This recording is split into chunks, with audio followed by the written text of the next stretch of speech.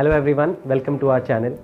ये वीडियो हमने आपको कुछ ऐसे इन्फॉर्मेशन बताने के लिए बनाया है जो बहुत ही सिंपल लैंग्वेज में आप अपनी हेल्थ के बारे में समझ सकते हैं और हमारे हील 45 स्ट्रॉन्ग प्रोग्राम के बारे में भी जान सकते हैं। मैं वादा करता हूँ ये वीडियो आपको बहुत इंटरेस्टिंग लगने वाला है और आप लास्ट तक ज़रूर देखना और फिर एनालाइज करना। Please like, share and subscribe and please hit the bell icon. तो शुरू करते हैं। हर कोई आजकल बोलता हुआ दिखता है कि मेरी बॉडी में बहुत फैट है। तो आपको क्या लगता है, व्हाट इज़ फैट? आपने कभी सोचा है? इन पिक्चर्स में ये दोनों अलग अलग इंडिविजुअल्स हैं। एक बास्केटबॉल प्लेयर है और एक पॉलिटिशियन। ये दोनों की हाइट और वेट सेम है, लेकिन दोनों अलग दिखते हैं। ऐसा क्यों? आई थिंक ये एक सिंपल क्वेश्चन है, लेकिन बास्केटबॉल प्लेयर जैसी बॉडी कॉम्पोजिशन रखना ईजी नहीं है आजकल की फास्ट पेस और बिजी लाइफ में। इसीलिए हमने ये प्रोग्राम डिज़ाइन किया है जो वर्किंग वुमेन्स के लिए या वाइट कॉलर जॉब करने वाले बिजी प्रोफेशनल्स के लिए जिनका लाइफस्टाइल बहुत सेडेंटरी होता है। चलिए देखते हैं इस पिक्चर में।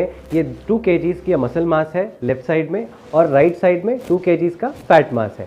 दोनों का वेट सेम 2 kgs है, लेकिन फैट ज़्यादा स्पेस ऑक्यूपाई करता है। तो हमारा मकसद क्या रहना चाहिए कि हमें मसल मास को इंक्रीज़ करना है और फैट मास को कम करना है, ख़त्म नहीं करना है। फैट भी ज़रूरी है।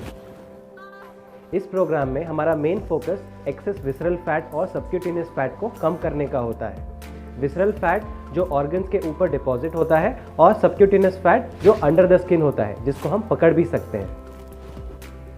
ध्यान रखिए, विमेंस का फैट परसेंटेज मेन के फैट परसेंटेज से बिल्कुल अलग होता है।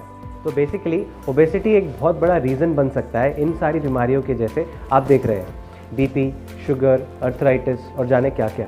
लोग ओबीज क्यों हो जाते हैं? इसके मेजरली 2 कारण हैं। पहला, बॉडी की ज़रूरत से ज़्यादा रॉन्ग फूड खाना। दूसरा, लेस और नो एक्सरसाइज।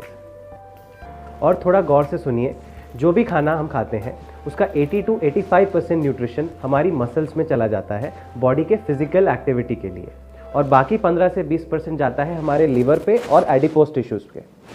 अब हम एक एग्जाम्पल लेते हैं। जैसे सपोज़ आपको एक चॉकलेट केक मैं देता हूँ। सपोज़ मेरा बर्थडे है फॉर इंस्टेंस। मैं आपको सुबह 11 बजे एक पीस देता हूँ, आप ले लेंगे खुशी खुशी। लेकिन अगर मैं फिर से 1 घंटे बाद दूंगा तो आप शायद रिलक्टेंटली फिर से ले लेंगे। लेकिन अगर मैं हर घंटे आपको देता रहूँगा तो शायद तीसरी बार आप बोलेंगे नहीं, मुझे और शुगर नहीं चाहिए।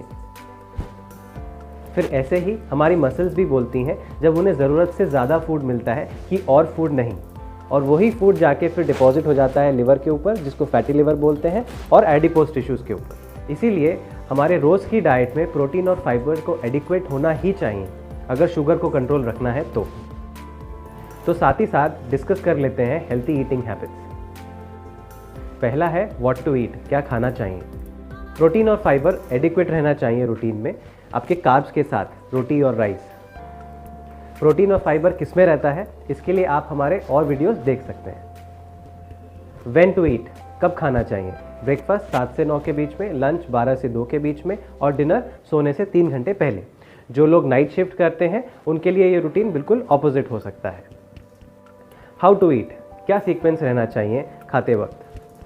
सपोज आपके सामने एक थाली है, चाहे वो नॉर्थ इंडियन थाली हो चाहे वो साउथ इंडियन थाली हो, तो सबसे पहले हमें सलाद, छाछ और दही लेना चाहिए। फिर दाल, सब्जी विद रोटी एंड राइस।